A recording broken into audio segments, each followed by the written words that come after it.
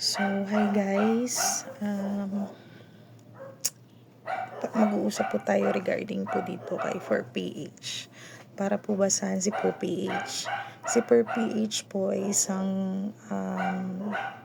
proyekto ng government kung saan po yung mga minimum wage earner po natin ay makaka-avail po ng housing loan through Pag-ibig po sa murang halaga.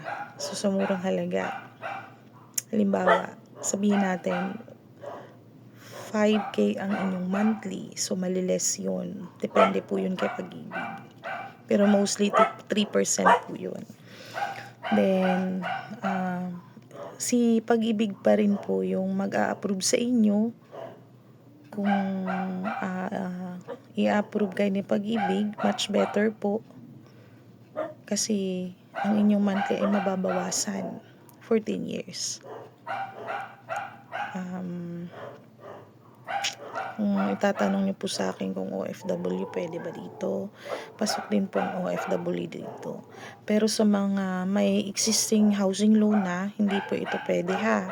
Sa mga new buyers lang po natin sa Pag-ibig, applicable po itong 4PH. Then, halimbawa naman na kayo ay mag-a-avail ng bahay, sabihin nyo sa ahente ninyo na meron kayong existing loan kasi maapektuhan po yung inyong application. Yun.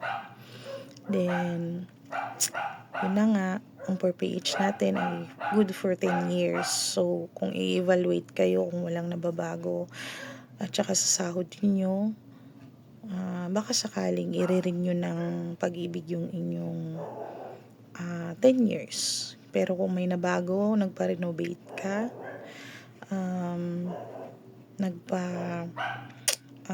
tumas yung sahod mo, yun, babalik po ulit yun sa normal na price.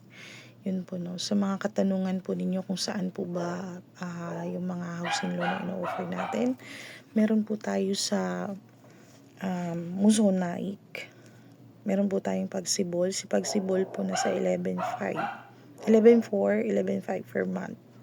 Duplex po ito na 54 square meters, provision for 2 bedrooms.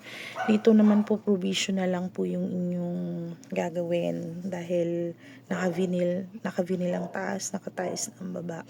May kesame na rin ito. Ngayon meron naman po tayong si Pagsikat.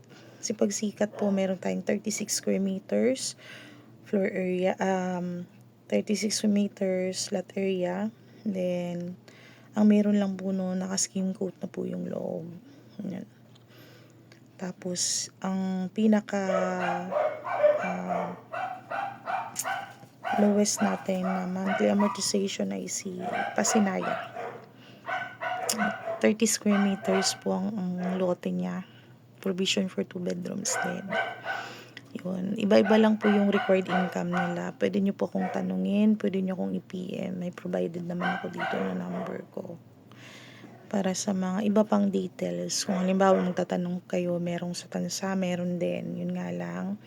Pagdating sa Tansa, meron po tayong equity doon, 13, ganun din. Yun. Basta po, pag may katanungan kayo, PM nyo lang po ako.